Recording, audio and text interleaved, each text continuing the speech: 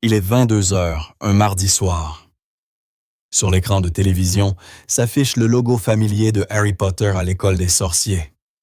Vous êtes sur le point de vous replonger dans cet univers pour la 12e fois quand votre partenaire entre dans la pièce. Tu regardes encore ce film? Tu ne t'en lasses jamais? La réponse courte est « non ». Mais la véritable réponse est que vous vous posez un peu la même question.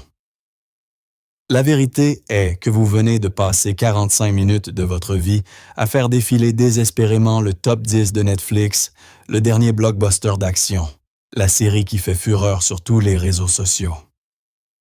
Tout semble riant, inattrayant et est encensé par le monde entier. Mais par une sorte de force gravitationnelle invisible, votre doigt ignore tout cela et revient directement aux prisonniers d'Azkaban ou aux reliques de la mort. Pour un observateur extérieur, cela ressemble à une répétition ennuyeuse ou à de la paresse mentale. Pourquoi, au milieu d'un immense buffet de divertissement, proposant des milliers de nouveaux plats excitants, continuez-vous obstinément à commander le même vieux plat depuis 10 ans? Notre cerveau est-il défaillant d'une manière ou d'une autre? En réalité, il n'y a aucun bug. Derrière cette habitude, qui ressemble à une perte de temps, se cache un mécanisme de défense du cerveau étonnamment intelligent. Analysons cette étrange addiction sous l'angle de la psychologie. Il y a de fortes chances que vous apparteniez à l'un des 5 types de personnes suivants. Premier type. La personne dont le cerveau a besoin d'une pause. Vous revenez à de vieux films, non pas par nostalgie, mais parce que vous êtes trop fatigué pour prendre une décision de plus. Essayez de vous rappeler comment vous vous sentez après un lundi épouvantable. Votre patron vous impose une échéance de dernière minute. Les clients se plaignent pour des broutilles. Les routes sont complètement saturées sous une chaleur écrasante ou une pluie battante. Vous rentrez enfin chez vous, jetez votre sac, retirez ses chaussures serrées, et le réservoir de votre cerveau clignote pratiquement dans le rouge. À ce moment-là, tout ce que vous voulez, c'est vous allonger et déconnecter. Mais voici le problème. Nous vivons à l'ère du paradoxe du choix. Autrefois, quand la technologie n'était pas aussi avancée, la télévision n'avait que quelques chaînes. On regardait ce qu'il y avait. La vie était belle parce qu'on n'avait pas beaucoup à réfléchir. Et maintenant, Netflix, YouTube, HBO et des millions d'options assaillant votre cerveau dès que vous allumez l'écran. Les scientifiques appellent cet état la fatigue décisionnelle. Chaque fois que vous choisissez un nouveau film, votre cerveau doit en réalité travailler très dur. Vous devez lire le résumé. Vous devez vérifier la note IMDb pour voir si elle est supérieure à 7,0. Vous devez regarder la bande-annonce pour décider si ce film vaut 2 heures de votre vie. C'est un énorme pari émotionnel. Et si le film est mauvais? Vous regretterez ce temps perdu et vous sentirez agacé. Et s'il est super triste ou s'il a une fin tragique? Vous pourriez vous sentir lourd, déprimé, peut-être même perdre le sommeil cette nuit-là. Et s'il est trop compliqué et vous oblige à vous creuser les méninges pour comprendre? Vous êtes censé vous reposer. Pourquoi vous donner des devoirs supplémentaires sous forme de film? Regarder un vieux film, en revanche, c'est comme choisir un investissement sûr. Vous connaissez le rendement à 100%. Pas d'anxiété, pas de peur d'un retournement de situation qui vous mettrait en colère. Vous savez qu'à la 15e minute, vous rirez devant la grimace d'un personnage. Et qu'à la 40 minutes, vous serez touché par un acte de bonté. Regarder un nouveau film, c'est comme conduire dans une ville inconnue à l'heure de pointe. Vos yeux sont rivés sur le GPS, les panneaux de signalisation. Vous surveillez les voitures qui vous coupent la priorité. Vous avez peur de rater un virage. C'est épuisant. Regarder un vieux film, c'est comme emprunter le chemin familier entre l'école et la maison. Vous pouvez marcher les yeux mi-clos, écouter de la musique, laisser votre esprit vagabonder, et vous ne vous perdrez jamais. C'est à ce moment-là que le cerveau se repose vraiment. Il passe en mode pilote automatique. Alors ne vous traitez pas de paresseux. Votre cerveau veut juste passer au point mort et se refroidir après une longue journée à courir dans tous les sens. Mais la fatigue n'est qu'en surface. Creusez plus profondément. Et il existe un autre type de personne qui revoit de vieux films parce que son cerveau perçoit toute nouveauté comme une menace. Deuxième type, la personne qui a peur de l'incertitude. Lorsque votre énergie baisse, le cerveau passe en mode défense et tout ce qui est imprévisible est étiqueté comme un danger. C'est alors que vous entrez dans un état psychologique spécial, la zone verte émotionnelle. Dans cette zone, le cerveau ne cherche plus le divertissement. Il cherche la sécurité absolue. Voici une dure vérité. Le monde extérieur est extrêmement imprévisible et parfois cruel. Aujourd'hui, tout va peut-être bien, mais demain, quelque chose d'inattendu peut vous frapper. Nous avons peur de l'incertitude. Les humains sont programmés depuis la préhistoire pour craindre l'inconnu, car l'inconnu était généralement synonyme de danger. Et c'est là que les vieux films deviennent une véritable zone de sécurité. En psychologie, il existe un concept appelé la prévisibilité. Lorsque vous regardez un nouveau film, qu'il s'agisse d'un film d'action Marvel ou d'un film d'horreur de James Wan, votre cerveau reste en état d'alerte maximale. Que va-t-il se passer ensuite? Qui est le méchant? Le personnage principal va-t-il survivre? Ce suspense crée une forme légère de stress. Mais quand vous revoyez Stranger Things, Superman ou Harry Potter, vous êtes le dieu de ce monde. Vous savez exactement quel monstre apparaîtra, quand Superman prendra son envol, quel sort Harry utilisera. Ce sentiment de savoir à l'avance vous donne une puissante sensation de contrôle. Dans la vraie vie, vous ne pouvez pas prédire quand vous pourriez perdre votre emploi, quand votre partenaire sera contrarié, ou quand une pandémie éclatera. Tout semble échapper à votre contrôle. Mais dans le monde des vieux films, tout se passe exactement comme vous l'attendez. L'ordre est rétabli. Le bien triomphe toujours du mal. Les malentendus sont toujours résolus à la toute dernière minute. Les psychologues soulignent que pour les personnes confrontées au stress ou à l'anxiété, le fait de revoir des contenus familiers a un fort effet thérapeutique. Cela aide à ralentir le rythme cardiaque et à réduire le cortisol, l'hormone du stress dans le sang. C'est comme une couverture lestée, de celle qui apaise le système nerveux, s'enroulant autour de votre esprit et chuchotant « Tout va bien ». Peu importe le chaos du monde extérieur, dans ce monde, tout va bien, et la fin sera tout aussi bonne que la dernière fois que tu l'ont déjà regardé. C'est pourquoi tant de personnes choisissent les animations Ghibli ou des films familiaux doux chaque fois qu'elles se sentent déprimées. Elles n'ont pas besoin de grands drames.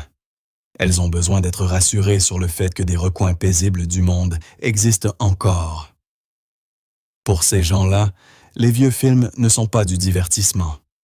Ce sont des sédatifs légaux. Le troisième type, ce que j'appelle la personne attachée. Avez-vous déjà eu l'impression de vraiment connaître, de vraiment comprendre les personnages d'une série? Vous savez, Joey dans Friends dira « Ça va toi? » Vous savez, Sheldon dans The Big Bang Theory frappera 3 fois. Honnêtement, il semble parfois plus proche et plus compréhensif que ses amis occasionnels que vous ne rencontrez dans la vraie vie que pour vous plaindre ensemble. Les scientifiques appellent cela une interaction parasociale. Le nom semble académique et sérieux, mais pour dire les choses simplement, le cerveau humain peut être assez naïf. Sur un plan émotionnel et neurologique, il ne sépare pas clairement un véritable ami en chair et en os d'un personnage de fiction sur un écran. Quand vous passez des dizaines ou même des centaines d'heures avec eux à travers un écran, votre cerveau les classe automatiquement dans la catégorie des personnes qu'il connaît. Dans la vie réelle, les relations peuvent être épuisantes et pleines de pression. Les amis peuvent changer, vous trahir, ou simplement être trop occupés par leur propre vie pour vous écouter. Vous devez essayer de leur plaire, faire attention à ce que vous dites. Mais les amis dans les films et les séries télévisées sont toujours là. Ils ne changent jamais, et ils vous accueillent à chaque fois que vous appuyez sur lecture. Chaque fois que vous revoyez une vieille série ou un vieux film, c'est comme aller à une réunion d'anciens élèves. Vous revoyez des visages familiers, entendez les mêmes vieilles blagues, et d'une certaine manière, elles sont toujours drôles. Dans vos moments les plus solitaires, quand vous avez l'impression que le monde entier vous a tourné le dos, voir un personnage bien-aimé apparaître à l'écran peut apaiser la douleur émotionnelle mieux que n'importe quel conseil creux. Parce qu'avec ces personnages, vous n'avez pas à essayer d'impressionner qui que ce soit. Vous n'avez pas peur d'être jugé. Vous restez simplement assis là. Vous appartenez à leur monde et vous profitez de leur présence. Ils offrent une sorte de soutien émotionnel à bas coût. Vous recevez de la chaleur et de la joie sans avoir à fournir d'efforts pour maintenir la relation. Certaines personnes revoient des films pour l'histoire. Certaines personnes revoient des films parce qu'elles ne veulent pas perdre une autre relation. Le quatrième type, la personne en quête d'introspection. C'est le type le plus profond. Il ne revoit pas les films pour le film lui-même. Ils les regardent pour porter un regard sur eux-mêmes. Réfléchissez à ceci.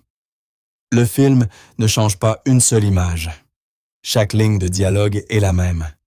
Chaque expression faciale reste exactement là où elle est depuis des décennies.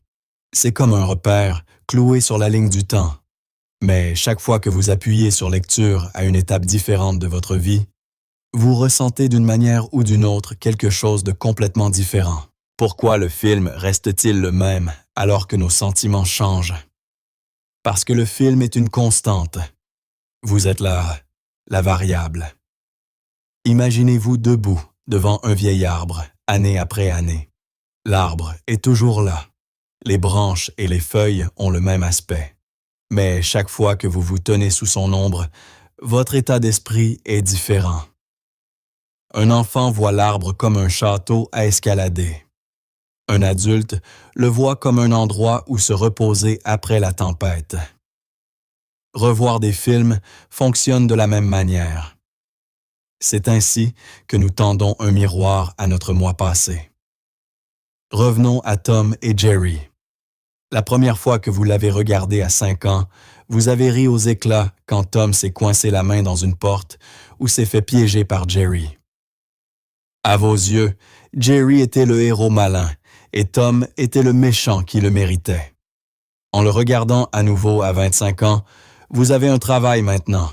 Vous connaissez la pression de gagner votre vie. Soudain, votre cœur se serre quand vous regardez Tom. Vous réalisez que Tom est en réalité un employé très dévoué. Il fait juste son travail pour ne pas se faire mettre à la porte par sa propriétaire. Et Jerry ressemble parfois à un fauteur de troubles agaçant qui rend le travail de Tom misérable. Vous commencez à vous voir dans cet air fatigué sur le visage de Tom. Ou prenez des films romantiques comme Titanic ou La La Land.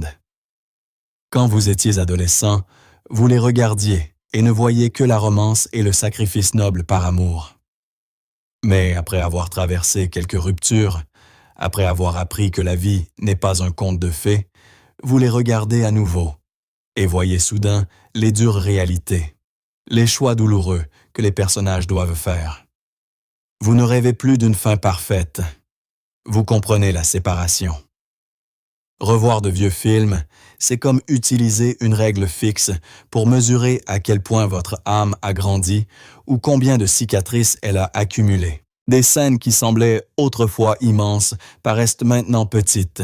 Des répliques qui semblaient être autrefois mielleuses vous font maintenant mettre l'écran sur pause et réfléchir parce qu'elles touchent exactement ce que vous venez de vivre.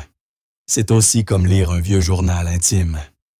Vous réalisez soudain « Oh, j'étais si naïf il y a 10 ans » ou « Oh, je n'avais pas compris cette scène à l'époque, mais maintenant elle résonne vraiment ». En retournant à une vieille histoire, vous voyez comment votre vision du monde a changé. Vous vous trouvez plus indulgent, plus compréhensif envers les failles humaines, ou parfois simplement plus réaliste. Donc, revoir des films n'est pas une perte de temps, c'est une façon de vérifier votre propre croissance. Cela vous rappelle que la vie continue d'avancer, mais que les valeurs que j'ai apprises de ce film grandissent discrètement en moi. Et le dernier type, la personne qui rentre à la maison. Il ne revoit pas les films parce que le film est génial, mais parce que c'est une porte ouverte vers une époque révolue. Rien qu'en entendant le générique d'ouverture de Friends ou de Maman, j'ai raté l'avion. Toute une scène vous revient instantanément à l'esprit. La vieille maison de votre grand-mère, l'odeur de la fumée de cuisine, un vieux téléviseur de 14 pouces, ou la sensation d'être assis près de vos frères et sœurs en partageant un morceau de gâteau. Les films sont une sorte d'encre émotionnelle. Le cerveau humain est extrêmement doué pour lier les images et les sons à des souvenirs spécifiques. Quand vous revoyez un film, vous ne faites pas que regarder l'histoire. Vous vous baignez dans l'atmosphère du passé. Il y a des films que nous revoyons, non pas parce que ce sont des chefs-d'œuvre, mais parce qu'ils sont liés à quelqu'un que nous avons aimé ou à une période de la vie où nous nous sentions le plus heureux. Les regarder est une façon de rencontrer la meilleure version de nous-mêmes du passé.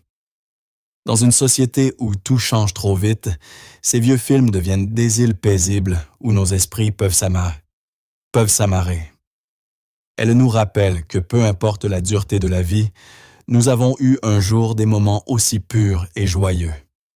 Ainsi, la vraie question n'est pas de savoir pourquoi vous regardez inlassablement le même film, mais plutôt à quoi vous sert ce film pour votre esprit. Nous n'avons pas toujours besoin de courir après la nouveauté. Nous n'avons pas besoin d'être les premiers à regarder chaque série à la mode juste pour avoir de quoi discuter avec nos collègues. Parfois, prendre du recul et revenir à ce qui nous est familier est précisément ce qui nous permet de recharger nos batteries et d'aller de l'avant. Regarder de vieux films est une forme d'amour de soi. C'est ainsi que vous permettez à votre cerveau de se reposer, à votre cœur d'être apaisé par des mélodies familières et que vous vous autorisez à renouer avec les valeurs fondamentales que le chaos de la vie a pu estomper. Le monde a beau sortir 10 000 nouveaux films chaque jour. Ceux qui vous donnent l'impression d'être chez vous sont rares. Ne culpabilisez pas de préférer la paix à l'agitation. Vous n'êtes pas coincé dans le passé. Vous utilisez le passé comme une ressource précieuse pour enrichir votre présent. Et vous, quel film est votre vieil ami? Laissez un commentaire ci-dessous. Et si vous vous êtes reconnu dans l'histoire d'aujourd'hui, abonnez-vous et partagez-la avec un ami. Parce qu'ici, nous ne nous contentons pas d'apprendre la psychologie.